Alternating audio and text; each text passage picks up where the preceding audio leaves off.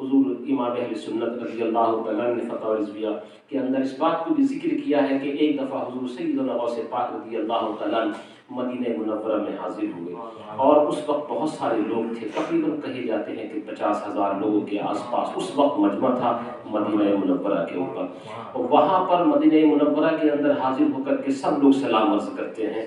اور ہم لوگ بھی جاتے ہیں یا گئے ہیں اور آپ لوگ بھی گئے ہیں۔ سلام عرض کرنا سعادت مندی کی بات ہے، خوشی کی بات ہے، یہ ہمارا غلامانہ حق بنتا ہے کہ ہم سلام کریں، اور ہر ایک چاہنے والے کے دل کے اندر یہ تمنا ہوتی ہے کہ کاش ادھر سے جواب کی آواز بھی ہم سن لیں، لیکن یہ خوش نصیبی ہر ایک کے حصے میں نہیں آیا کرتی ہے۔ کچھ خوش نصیب اس طرح کے گزرے ہیں، لیکن ہاں ہر ایک کے حصے میں نہیں آیا کرتی ہے۔ حضور سیدی غوث پاک رضی اللہ تعالیٰ عالم جوانی میں جب مدینہ منورہ کے اندر حاضر ہوئے، 50,000 کا مجمع آس پاس کھڑا ہوا ہے۔ تھوڑی دیر کے لیے تصور جمع کر کے اس بات کو خیال رکھیے گا۔ حضور سیدی غوث الثقلین ذوالبیانین واللسانین محبوب سبحانی قطب ربانی پیر پیرا میر میرا حضور سید سلطان سید عبدالقادر جیلانی قدس سرہ النورانی نے 2 شعر پڑھے، ایک ربائی پڑھی، اور وہ ربائی یہ تھی، آپ کہنے لگے یا رسول اللہ صلی اللہ تعالیٰ علیہ وسلم فی حالت البعد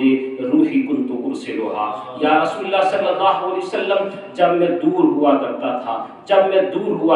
تھا تو میں اپنی روح کو بھیجا کرتا تھا، اپنی روح کو بھیجتا تھا۔ تقبل الارض عنی وہی نائبتی، وہ آپ کی بارگاہ میں آ کر کے آپ کے قدم مبارک کو بوسہ دیا کرتی تھی،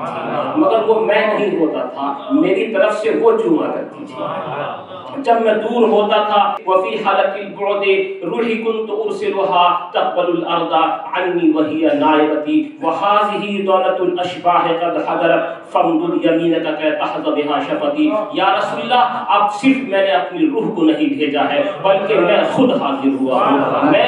حاضر ہوا ہوں، اب میری تمنا، میری آرزو، میرا عشق، میری محبت یہ چاہتی ہے، میرا لگاؤ یہ چاہتا ہے کہ آپ اپنے دست مبارک کو باہر نکالیے تاکہ میں خود اس کو بوسہ دے دوں۔ یہ تمنا ہے ایک عاشق کی، یہ تمنا ایک شہزادی کی۔ دیکھو ہو سکتا تھا، بہت ممکن ہے کہ اللہ کے نبی صلی اللہ تعالی وسلم کی طرف سے کچھ ایسا جواب آتا کہ چلو بعد میں جا کر کے آپ کو یہ شرافت عطا فرما دی جائے گی، مگر نہیں، تمام تر 50,000 لوگوں نے اس بات کو اپنے ماتھے کی آنکھوں سے دیکھا کہ جب حضرت غوث اعظم جیلانی رضی اللہ تعالیٰ نے یہ شعر پڑھا کہ یہ دولت اشباح، یہ اب میں خود حاضر ہوا ہوں، فامدد یمینک، آپ اپنے دست مبارک کو باہر نکالیے، کہتاز بہا شفتی، تاکہ میں اپنے ہونٹوں سے اس کا بوسہ دے دوں۔ اللہ کے نبی صلی اللہ علیہ وسلم کا دست مبارک قبر منور سے نکلا اور غوث اعظم نے اس کو بوسہ بھی دیا اور سر پہ بھی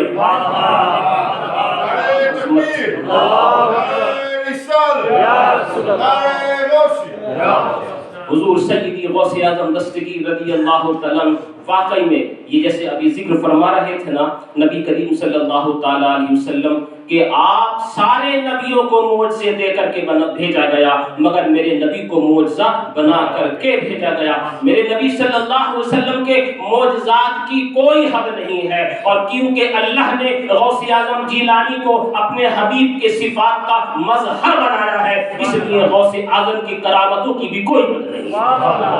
وہ نظر اٹھاتے تھے تو کرامت ہوتی تھی، وہ چلتے تھے تو کرامت ہوتی تھی، وہ ہاتھ اٹھاتے تھے تو کرامت ہوتی تھی۔ ارے وہ وہیں بیٹھے بیٹھے کتنے لوگوں کی ڈوبتی ہوئی نیا کو پار لگایا کرتے تھے، بیٹھتے بغداد میں تھے لیکن نظر جہاں پہ رہا کرتی تھی۔ غوث اعظم دستگیر رضی اللہ تعالیٰ کی عظمتیں بے شمار ہیں، اور یہ آپ کا ہمارا سب کا نصیبہ ہے قسم رب کائنات کی کہ ہم بھی اسی لائن سے جڑے ہوئے ہیں۔ ہم گنہگار ہیں، احساس ہے، ہم سیاہ کار ہیں، اس بات کا اقرار ہے، مگر ہاں اس بات کی خوشی ہے کہ ہماری لائن بھی وہی ہے، یعنی ہم گنہگار بھی انہی کے دامن سے جڑے ہوئے